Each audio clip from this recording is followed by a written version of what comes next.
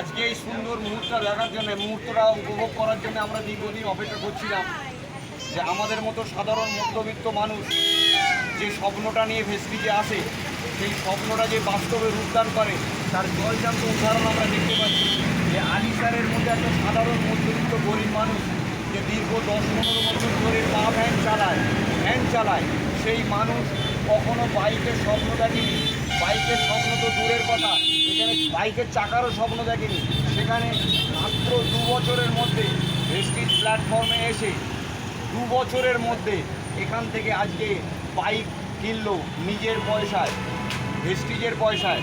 My dear friends, Vestige এমন একটা সহজ সরল প্ল্যাটফর্ম যেখানে আমাদের মতো সাধারণ মধ্যবিত্ত মানুষ যে স্বপ্নটা দেখে সেই স্বপ্নটাকে বাস্তবে রূপদান করায়।